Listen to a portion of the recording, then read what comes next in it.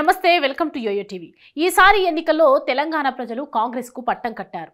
అందుకు కారణం బీఆర్ఎస్ పాలనపై విసుగు చెందడం, కాంగ్రెస్ కి ఒక్క అవకాశం ఇవ్వాలనుకోవడం। ఎలాగో అలా హస్తం పార్టీ అధికారంలోకి అయితే వచ్చేసింది, పాలనలో కూడా మంచి మార్కులు కొట్టేసింది। కానీ మరో 10 ఏళ్లు తమ పార్టీని అధికారంలోకి రావాలంటే మాత్రం పునాదులు గట్టిగా ఉండాలి।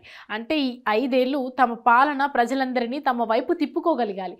అలాగే కేంద్రంలో కూడా పార్టీ బలపడాలంటే మెజారిటీ ఎంపీ స్థానాలు కావాలి। అది కాంగ్రెస్ అధికారంలో ఉన్న రాష్ట్రాల నుంచి సాధ్యమయ్యే అవకాశం ఉంది।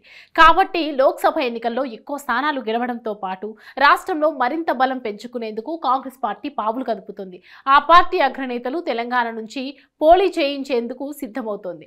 ఇప్పటికీ రాష్ట్రంలో సర్కార్ చేసిన కాంగ్రెస్ వచ్చే లోక్సభ ఎన్నికల్లో అత్యధిక ఎంపీ స్థానాలను గెలుచుకోవాలన్న పట్టుదలతో ఉంది। ఈ క్రమంలోనే అభ్యర్థుల ఎంపికపై ఆచితూచి అడుగులు వేస్తోంది। ఇప్పటికే మెజారిటీ స్థానాలకు అభ్యర్థుల విషయంలో ఓ నిర్ణయానికి వచ్చినట్లు తెలుస్తోంది। ఈ క్రమంలోనే రాష్ట్రం నుంచి పార్టీ అధినేతలను రంగంలోకి దింపాలని భావిస్తోంది। ఇందులో భాగంగానే రాహుల్ గాంధీ తెలంగాణ నుంచి పోటీ చేస్తే ఇక్కడ పార్టీ మరింత ప్రభావం చూపుతుందని కాంగ్రెస్ వర్గాలు భావిస్తున్నాయి।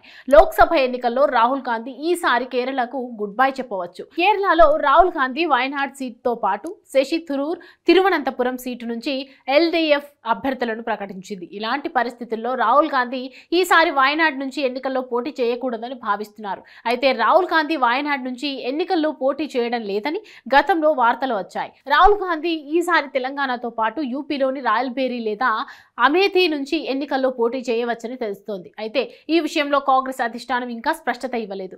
అమేథీలో స్మృతి ఇరానీపై పోటీ చేసే అంశంపై రాహుల్ గాంధీ కూడా ఏమీ మాట్లాడలేదు। మరోవైపు ఎన్నికల్లో ఓడిపోయిన తర్వాత రాహుల్ అమేథీపై అంతగా ఆసక్తి చూపలేదు। అదే సమయంలో వరుణ్ గాంధీ కూడా ఇక్కడ నుంచి పోటీ చేయవచ్చని చర్చ కూడా సాగుతోంది।